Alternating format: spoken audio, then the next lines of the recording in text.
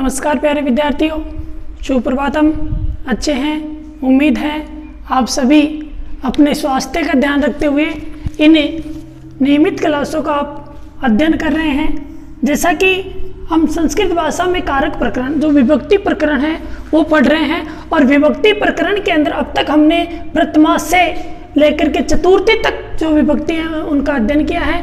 आज का अपना जो टॉपिक है वो है अपादान कारक।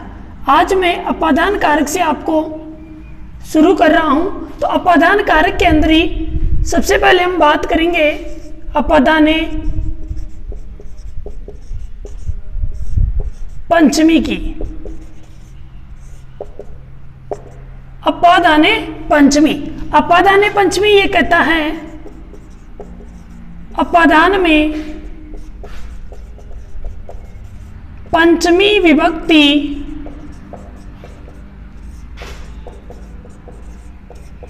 होती है। अपादान में कौन सी विभक्ति होगी? पंचमी। चतुर्थी तक हमने पढ़ लिया, आज हम शुरू कर रहे हैं पंचमी विभक्ति, अपादान कारक। तो इसके लिए कहा कि अपादान में कौन सी विभक्ति होती है? पंचमी। अब आपको ये ज्ञात होना चाहिए कि अपादान क्या होता है। इसके लिए हम दूसरा नियम पढ़ेंगे,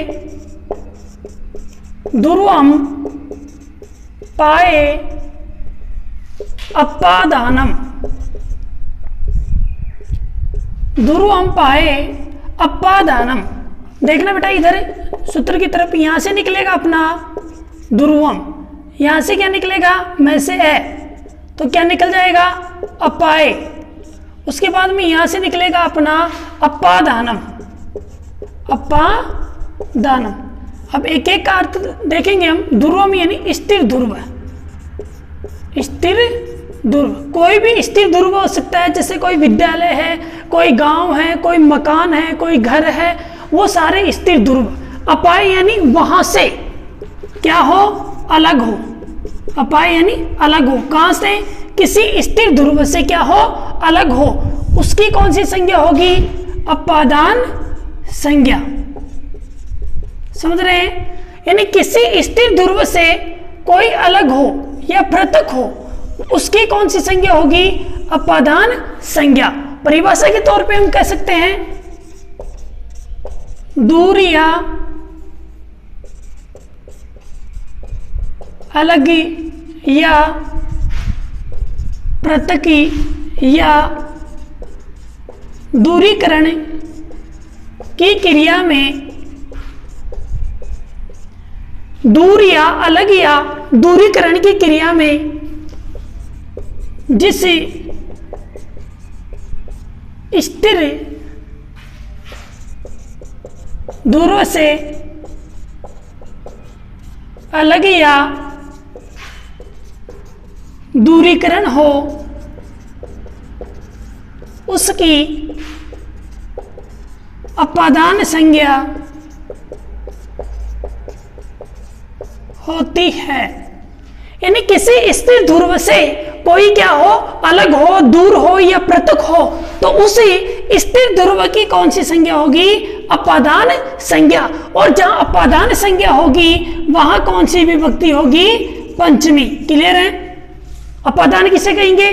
किसी स्थिर ध्रुव से दूर हो, अलग हो या दूरीकरण हो या पृथक हो, तो वह स्थिर ध्रुव क्या कहलाता है? अपादान कहलाता है। और उस अपादान में कौन सी विभक्ति करेंगे? पंचमी। जैसे इसी बात को हम उदाहरण से समझें, वृक्षाति पत्राणि पतंती। वृक्षाति यानी पेड़ से, पत्राणि यानी पत्ते, पतंती यानी गिरते हैं। अब ये पत्ते क्या है? बहुवचन है, तो यह क्रिया भी क्या है? बहुवचन। अब ये पत्ते कहां से पृथक हो रहे हैं, कहां से दूर हो रहे हैं? वृक्ष से। तो वृक्षात कौन सा अपादान हुआ? कौन सा अपादान हुआ? स्थिर अपादान हुआ ना, स्थिर ध्रुव हुआ। तो स्थिर ध्रुव होने के कारण इसमें कौन सी विभक्ति हुई? पंचमी विभक्ति। क्लियर है? यानी किसी स्थिर ध्रुव से कोई दूर हो, अलग हो या पृथक हो, तो वह स्थिर ध्रुव अपादान कहलाएगा। और जैसे ही वो अपादान कहलाएगा, अपादान पंचमी ने ये कहा कि मैं वहां कौन सी विभक्ति कर दूंगा?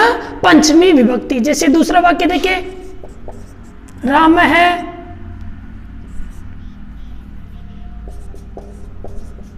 ग्रामाति गृहम गच्छति। राम है ग्रामात यानी गांव से, कौन? राम कहां जाता है? घर को जाता है। तो राम गांव से घर को गच्छति यानी जाता है। तो राम कहां से अलग हो रहा है? गांव से। और जैसे ही वो गांव से अलग हुआ, दूर हुआ या पृथक हुआ, तो गांव में कौन सी संज्ञा हुई? अपादान संज्ञा। और जैसे ही यहाँ अपादान संज्ञा हुई, अपादाने पंचमी ने ये कहा कि यहाँ कौन सी विभक्ति करेंगे हम? पंचमी। जैसे अन्य उदाहरण देखें, सा बालिका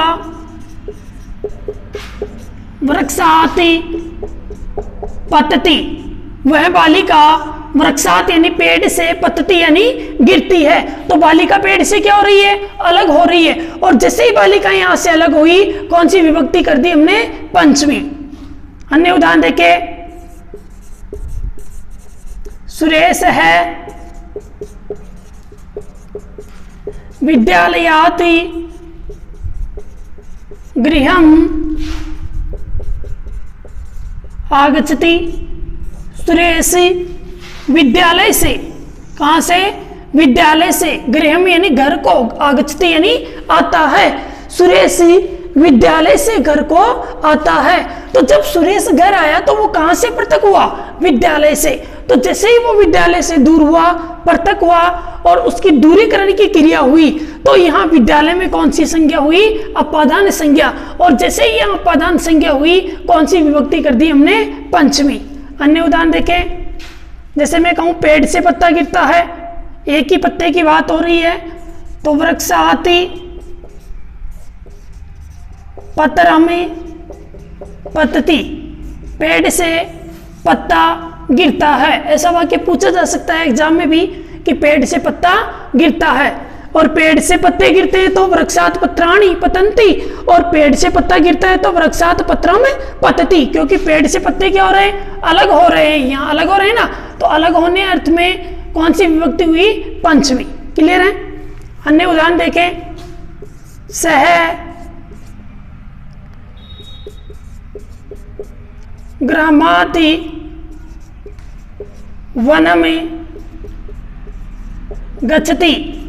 सह ग्रामात वनम गच्छति। वह गांव से वनम यानी वन को, गच्छति यानी जाता है। तो कहां से अलग हुआ? गांव से। जैसे ही वो गांव से अलग हुआ, कौन सी विभक्ति हुई? पंचमी। अपादान पढ़ रहे हैं, तो अपादान के लिए अब आगे हम लिखेंगे, अपादान दो प्रकार का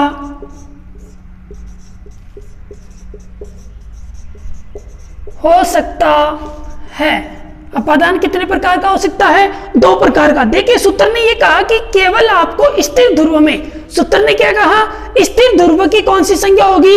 अपादान संज्ञा। स्थिर का मतलब कहीं स्थिर हो, जैसे गांव, विद्यालय, घर, अनेक सारे जो स्थिर ध्रुव हैं उनके अंदर आपको अपादान संज्ञा करनी है। उसके बाद में किसी के मन में ये प्रश्न उठा कि जैसे मान लो कोई दौड़ते हुए घोड़े से गिर गया, तो वहां दौड़ता हुआ घोड़ा तो स्थिर नहीं है, क्योंकि उसके अंदर तो क्या हो रही थी?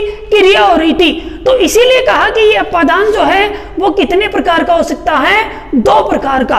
अपादान के दोनों प्रकार हम जानेंगे।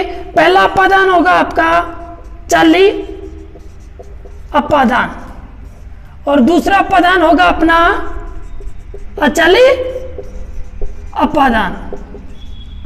अपादान कितने प्रकार का हो सकता है? दो प्रकार का। एक तो कौन सा? चल अपादान। एक कौन सा? अचल अपादान। दोनों को हम लिखेंगे।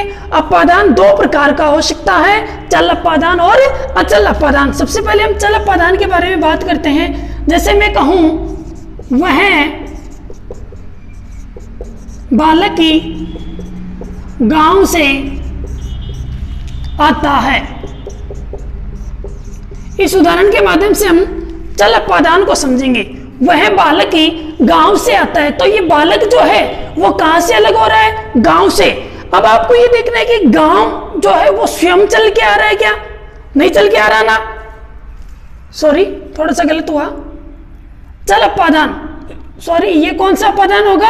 अचल अपादान। सबसे पहले अचल अपादान देखते हैं, उसके बाद में चल अपादान देखेंगे।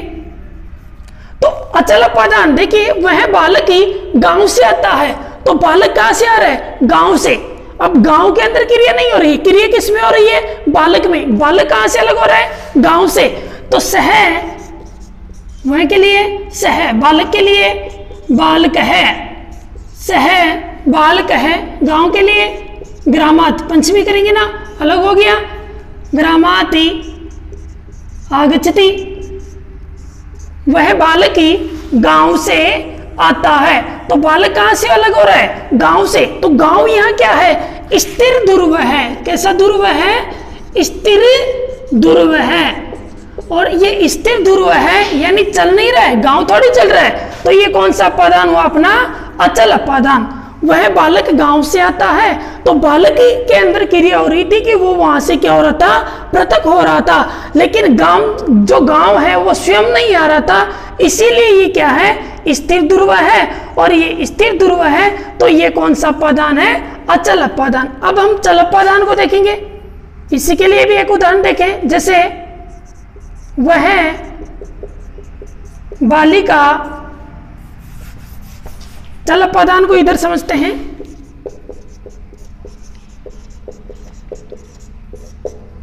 इसके लिए हम कहेंगे वह बालिका दौड़ते हुए घोड़े से गिरती है। वह बालिका कहां से गिरती है? दौड़ते हुए घोड़े से। तो वो बालिका कहां से अलग हो रही है? दौड़ते हुए घोड़े से बालिका क्या हो रही है? अलग हो रही है, पृथक हो रही है। अब यहाँ जो दौड़ता हुआ घोड़ा था उसमें भी क्या चल रही थी? क्रिया। क्या हो रही थी? उसमें भी क्रिया हो रही थी कि घोड़ा भी क्या कर रहा था? दौड़ रहा था, यानी वो चल रहा था। तो ये कौन सा अपादान हो गया आपका? चल अपादान। इस वाक्य को हम बनाएंगे अनुवाद में, तो सह स्त्रीलिंग है ना, यहां वह, तो वह का स्त्रीलिंग में क्या बनेगा? सा। बालिका के लिए बनाए आप, क्या बनेगा? बालिका। बालिका ही बनाया होगा आपने। दौड़ते हुए के लिए दाव धातु का प्रयोग करेंगे और सत्री प्रत्यय के साथ रूप क्या बनेगा? धावत है। पंचमी में सा बालिका धावत है। अब घोड़े का रूप बनाया आप ही, मैं लिख देता हूं अश्व। रूप बनाए पंचमी में, क्या बना? अश्वात। आपने भी बनाया होगा अश्वात। अब गिरती है, तो गिरती है तो हमने यहाँ धातु पढ़ी थी पत धातु। पत धातु का प्रयोग गिरने अर्थ में, कक्षा 9 में भी हमने अनुवाद में देखा है। तो यहाँ रूप क्या बन जाएगा? क्या आएगा? पतत है। पतत नहीं आएगा, क्या आएगा? पतती। क्यों आएगा? क्योंकि ये जो सा बालिका है ये कौन से पुरुष की है? प्रथम पुरुष एक वचन, तो क्रिया भी कर्ता के अनुसार आएगी। रूप क्या बन जाएगा? पतती। सा बालिका धावत है अश्वाति पतती। तो ये जो दौड़ता हुआ घोड़ा था ये कौन सा अपादान है? चल अपादान। क्लियर है? अपादान कितने प्रकार का? 2 प्रकार का, चल अपादान और अचल अपादान। जो अपादान होगा अचल अपादान उसे कहेंगे कि जैसे कोई स्थिर ध्रुव हो, जैसे कोई बालक गांव से आता है तो बालक कहां से अलग हो रहा है? गांव से, न कि गांव वहां से उठ के आ रहा है। कौन आ रहा है? बालक। उसके बाद में देखा हमने वह बालिका दौड़ते हुए घोड़े से गिरती है, तो यहाँ दौड़ता हुआ घोड़ा क्या है? चल अपादान है। सबसे पहले हमने देखा अपादाने पंचमी।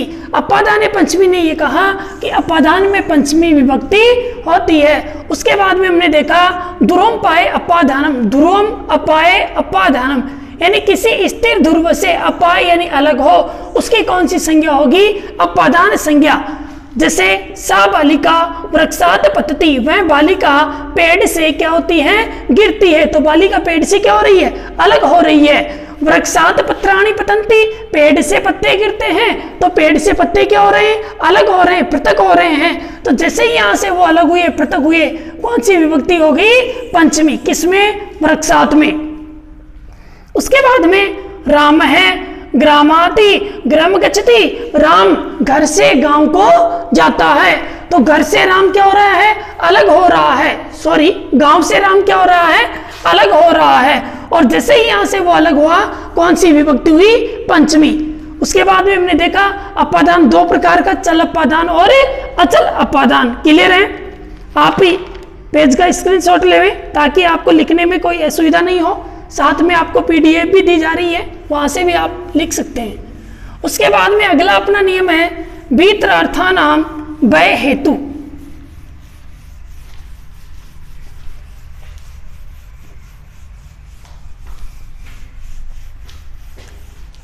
वीतरार्थानाम भय हेतु ये कहता है कि भय अर्थ वाली और त्राण अर्थ वाली धातुओं के प्रसंग में जिससे भी डरा जाए या जो डरने का कारण हो उसकी अपादान संज्ञा होती है। तो आज का तीसरा नियम है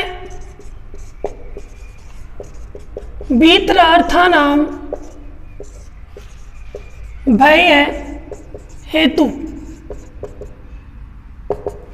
भी, यहां से निकलेगी आपकी भय अर्थक और यहां से निकलेगी आपकी त्राण अर्थक। अब ये भय अर्थक यानी डरना, त्राण यानी रक्षा करना, यानी जहां पर ये डरने वाली और रक्षा करने वाली ऐसे अर्थ वाली धातुओं का प्रयोग हो तो वहां जो भय का हेतु है, भय के कारण की अपादान संज्ञा होती है। यानी जो डरने का कारण है उसी डरने के कारण की कौन सी संज्ञा होगी? अपादान संज्ञा। कौन कौन सी धातुओं के प्रसंग में? भय अर्थक और त्राण अर्थक धातुओं के प्रसंग में भय के कारण की अपादान संज्ञा होती है। उदाहरण के लिए हम देखेंगे सह सर्पादि बिभेति। सह यानी वह, सर्पाद यानी सर्प से, बिभेति यानी डरता है। किससे डरता है? सर्प से। तो यह डरने का कारण कौन है? सर्प है। तो जो डरने का कारण है उस डरने के कारण में कौन सी संज्ञा हुई? अपादान संज्ञा। और जैसे ही यह अपादान संज्ञा हुई, यहां कौन सी धातु के योग में? भय अर्थक धातु योगे। भय अर्थक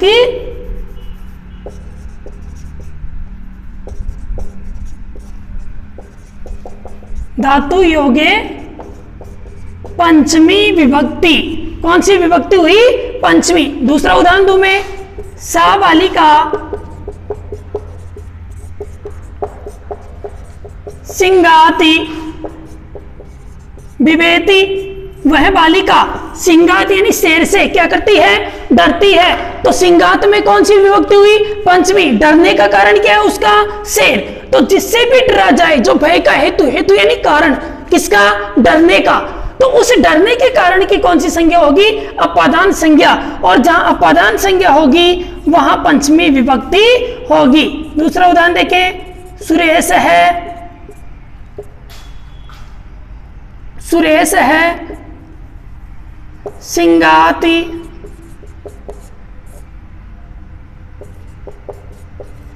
बिभेति। सुरेश किससे डरता है? शेर से। नर्प है चोराती रक्षति। राजा चोर से क्या करता है? रक्षा करता है। तो यहां कौन सी अर्थ वाली धातु आई? त्राण अर्थ वाली। और जैसे ही त्राण अर्थ वाली धातु का प्रयोग यहां दिखाई दिया, त्राण अर्थ के योग में कौन सी विभक्ति हुई? पंचमी। दूसरा उदाहरण देखिए, राजा दुष्टाति त्रायते। राजा दुष्टात यानी दुष्ट से, त्रायते यानी रक्षा करता है। तो त्राण अर्थक धातु योगे पंचमी विभक्ति।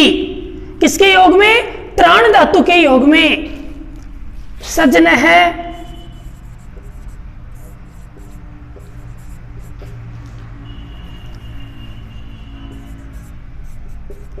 दुष्टाति बिभेति। सज्जन किससे डरता है? दुष्ट से। क्योंकि दुष्ट व्यक्ति कभी भी अपनी दुष्टता को दिखा सकता है, इसलिए सज्जन किससे डर रहा है? दुष्ट से। तो यह डरने का कारण कौन है? दुष्ट। ठीक है, अगला उदाहरण देखें, चिकित्सक है रोगाति त्रायते। चिकित्सक किससे रक्षा करता है? रोग से। तो जो रक्षा करने अर्थ वाली धातु है या जो भय अर्थ वाली धातु है, जहां पर इन धातुओं का प्रसंग होगा वहां इन धातुओं के योग में कौन सी विभक्ति करेंगे? पंचमी। क्लियर है? नियम पढ़ा भीतरार्थानाम भय हेतु। उसके बाद में अगला नियम है अपना भुवः प्रभवः, उसको बाद में देखेंगे, उससे पहले हम देख लेते हैं आख्यातोपयोगे।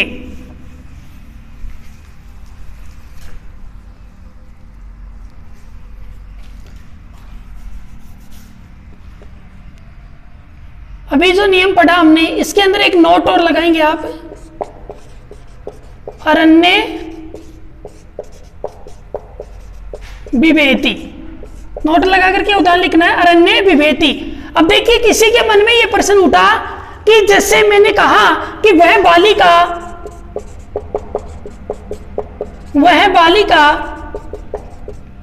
जंगल में डरती है, तो ये बालिका कहां डरती है? जंगल में। इसके लिए जब अनुवाद बनाया तो रूप बनाया सा बालिका अरण्य विवेति, वह बालिका अरण्य यानी जंगल में, विवेति यानी डरती है। तो यहां कौन सी विभक्ति का प्रयोग हुआ है? सप्तमी का। लेकिन जब हम नियम को देखते हैं भीतरार्थानाम भय हेतु, तो वो ये कहता है कि भय अर्थ वाली, तो यहां विभेति भय अर्थ वाली धातु है, कौन सी होनी चाहिए थी?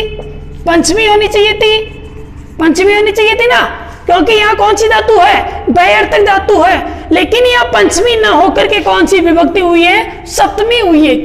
क्यों हुई है? इसके लिए कहा कि जब भी बालिका जंगल में गई, मान लो बालिका कहां गई?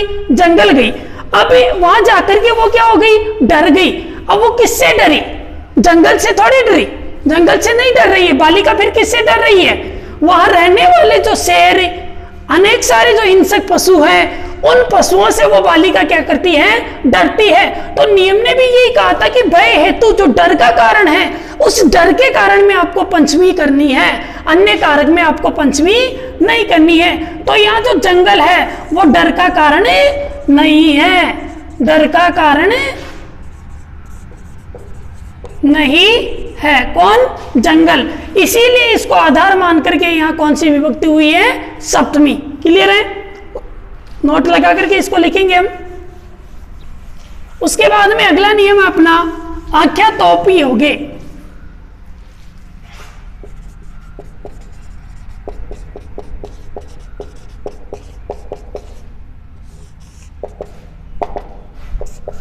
आख्यातोपयोगे में एक बार सूत्र का पदच्छेद कर रहा हूं।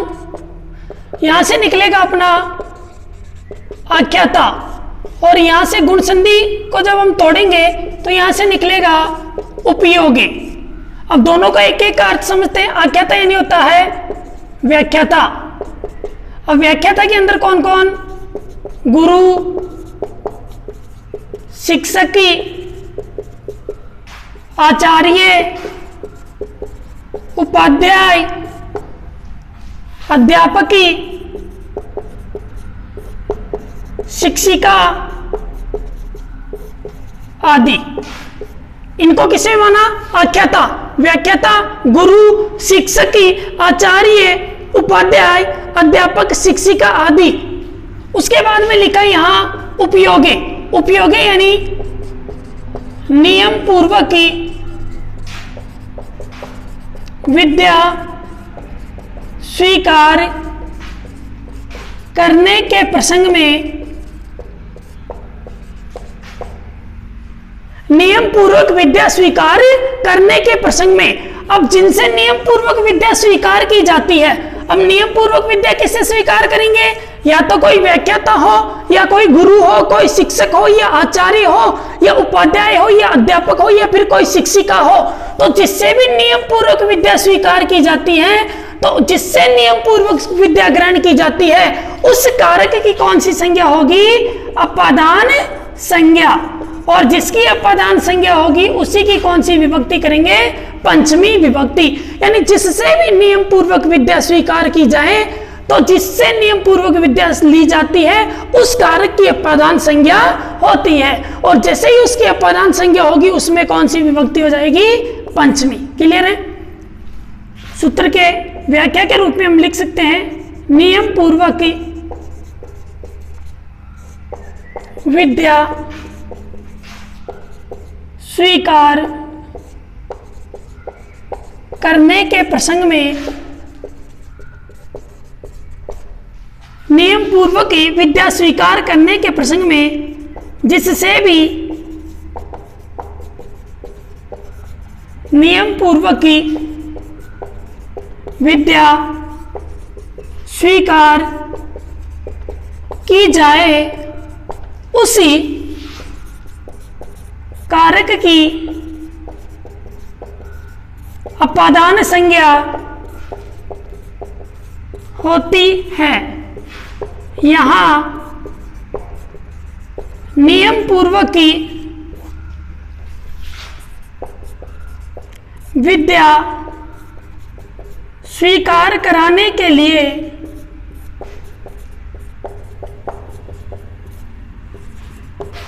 अधिकृत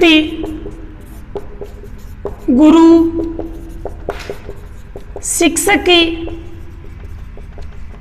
आचार्य,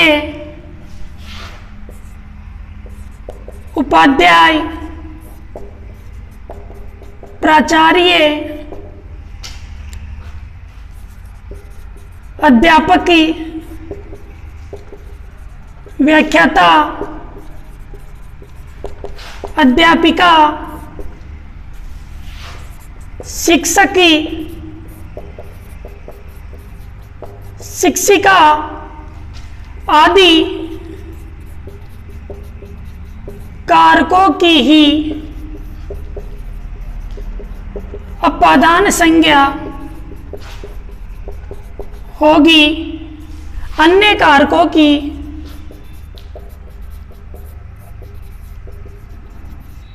यानी जो नियम पूर्वक विद्या देने के लिए जो अधिकृत व्यक्ति है, नियम ने ये कहा कि नियम पूर्वक जिससे भी विद्या स्वीकार की जाए उसकी कौन सी करेंगे? अपादान संज्ञा, और जहां अपादान संज्ञा करेंगे वहां कौन सी करेंगे? पंचमी। उसके बाद में नियम ने ये कह दिया कि जिससे भी नियम पूर्वक, अब नियम पूर्वक जो विद्या स्वीकार कराने के लिए अधिकृत व्यक्ति है कौन कौन? गुरु, शिक्षक, आचार्य, उपाध्याय, अध्यापक, अध्यापिका, इन्हीं से यदि नियम पूर्वक विद्या स्वीकार की जाती है तो इन कारकों की कौन सी संज्ञा होगी? अपादान संज्ञा। और जैसे ही यहाँ अपादान होगी तो यहाँ कौन सी विभक्ति करेंगे? पंचमी विभक्ति। जैसे उदाहरण से इनको समझते हैं, गुरोहो अदिते, गुरु अदिते यानी गुरु से, अदिते यानी अध्ययन करता है, तो किससे नियम पूर्वक विद्या ले रहा है? गुरु से। तो जिससे भी नियम पूर्वक विद्या ली जा रही है, जिससे भी नियम पूर्वक विद्या स्वीकार की जा रही है, उस कारक की क्या होगी? अपादान संज्ञा। जैसे सह, बालक है, आचार्याति, संस्कृतम पठति, वह बालक आचार्य जी से क्या पढ़ता है? संस्कृत को पढ़ता है। तो किससे ले रहा है वो शिक्षा? आचार्य जी से। तो नियम पूर्वक ले रहा है, तो जिससे भी शिक्षा ली जा रही है नियम पूर्वक की, आचार्य जी से यहाँ शिक्षा ली जा रही है, तो आचार्य में कौन सी विभक्ति हुई? पंचमी। उसके बाद में सा बालिका शिक्षिकायाः पाठम पठति, वह बालिका शिक्षिका से क्या करती है? पाठ को पढ़ती है। तो जिससे नियम पूर्वक किससे ले रही है? शिक्षिका से। तो शिक्षिका में कौन सी हुई? पंचमी। सह क्रीड़ा शिक्षकाति, क्रीड़ा निपुणता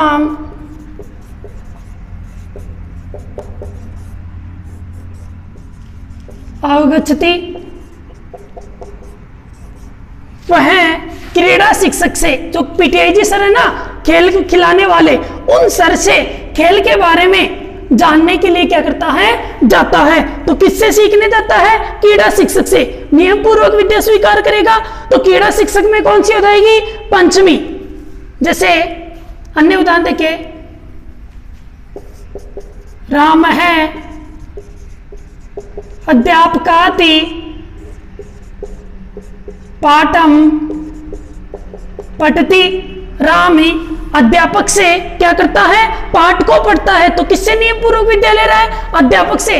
तो जिस कारक से भी नियम पूर्वक विद्या स्वीकार की जाए और वो नियम पूर्वक विद्या देने के लिए क्या हो, अधिकृत हो, उस कारक की कौन सी संज्ञा करेंगे, अपादान संज्ञा। और जैसे ही उसकी अपादान संज्ञा होगी कौन सी विभक्ति हो जाएगी, पंचमी।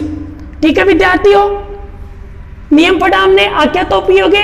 आख्यातोपयोगी ने ये कहा कि जिससे नियम पूर्वक विद्या ली जाए उस कारक की अपादान संज्ञा होती है। नियम पूर्वक अधिकृत व्यक्ति है, अध्यापक, शिक्षक, गुरु, आचार्य, इन्हीं कारकों की अपादान संज्ञा होगी, अन्य कारकों की नहीं होगी। कल की जो क्लास होगी उसके अंदर हम प्रारंभ करेंगे वो है प्रभव से। ठीक है, आज की क्लास को आपने पढ़ा, समझा, उम्मीद है समझ में आया होगा। और आप ही इन नोटबुक में भी इनको लिख रहे होंगे। जैसे ही हमारा अगली जो क्लास होगी उस क्लास के अंदर मैं पुनः एक बार इसका संक्षिप्त में रिवाइज करूंगा। धन्यवाद। जय हिंद, जय भारत, जय तो संस्कृतम, जय तो भारतम।